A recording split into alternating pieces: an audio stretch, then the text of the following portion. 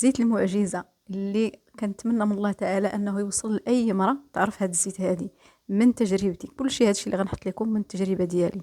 وعلاش سميتو الزيت المعجزة، وعلاش بالضبط بعد ما غبت على القناة مدة ديال سنة او اكثر اول فيديو رجعت ندير لكم هو ديال هاد الزيت هادي. بسم الله والصلاة والسلام على رسول الله وعلى اله وصحبه اجمعين. يعني بعد واحد الغياب طويل رجعت ان شاء الله ندير معكم فيديوهات على القناة، ونتمنى من الله تعالى التوفيق. رجعت ندير لكم هاد الزيت هادي بالضبط، اولا هاد الزيت اللي كنت درتها في واحد الفيديو، لقيت واحد تفاعل كبير وتبارك الله. الفيديو هو اللي بقى عندي في القناه، هو اللي بقى محرك القناه. فرجعت باش نعاود لكم هاد الفيديو هذا ونقول لكم تفاصيل اخرى، لان كان بزاف ديال الناس بقاو كيكتبوا ليا. فغادي نعاودوا معكم ونقول لكم حتى هاد السنه تقريبا ولا وانا كنستعملها. نقول لكم كاع شنو هو الفوائد، نقول لكم شنو عالجت بها، ونقول لكم كذلك للناس اللي كتصلح ليهم.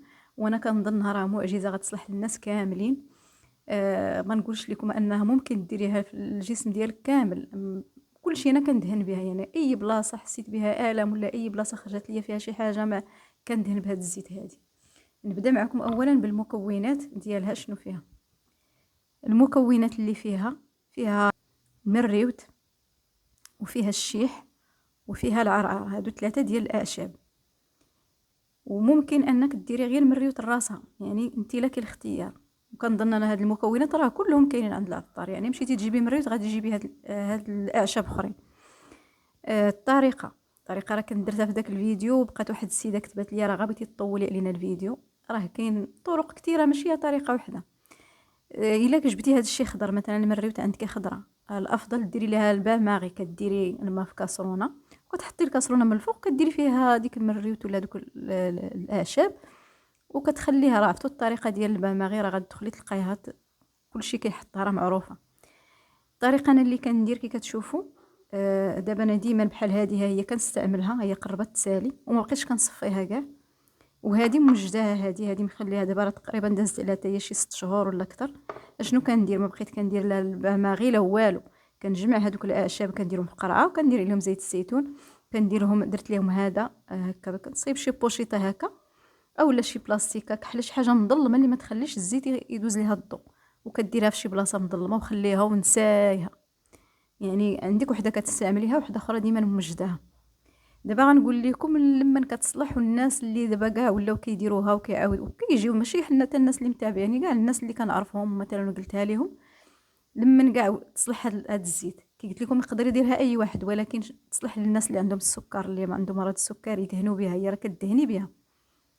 والناس اللي عندهم البروده وعندهم الالم ديال المفاصل وعندهم كيدهنوا بها. وغنقول لكم انا الحوايج اللي عالجت بها.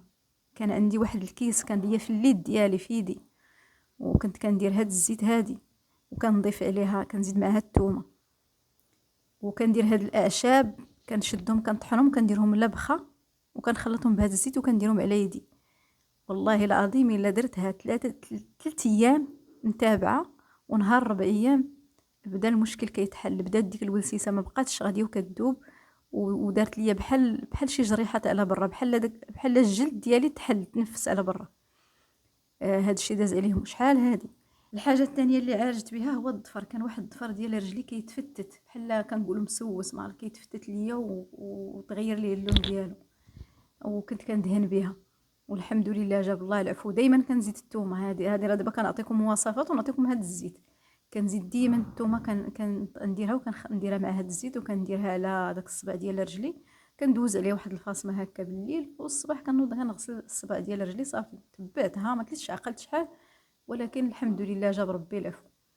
الحاجه الاخرى اللي عالجت بها، كان عالج بها دابا الالم، داك الالم اللي كيجيك في الرجلين. الناس اللي عندكم القولون الاصابي وطول فيكم بحالي، ولا كيجيكم الالم، داك الالم المزمن، كيجيك واحد الالم ما كيبردو حتى شي حاجه.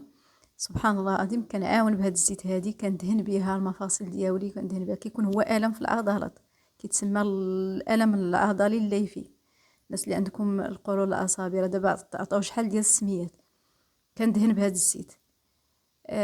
شنو كدير هاد الزيت؟ حتى دوك العقد ودوك الاورام سبحان الله العظيم كتفتتهم.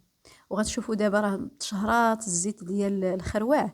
كنقول لكم حتى هاد الزيت تدير نفس المفعول واكثر. وكاين تجارب ديال الناس اللي تشافوا بها من بزاف ديال الامراض وكيستعملوها. فنتمنى من الله تعالى نكون فدتكم في هذا الفيديو. الا عجبكم الفيديو حاولوا تقاسموا مع الناس اللي كتعرفوا، وحاولوا تشجعوني ان شاء الله، وغادي يكونوا فيديوهات اخرى على القناة. والسلام عليكم ورحمة الله.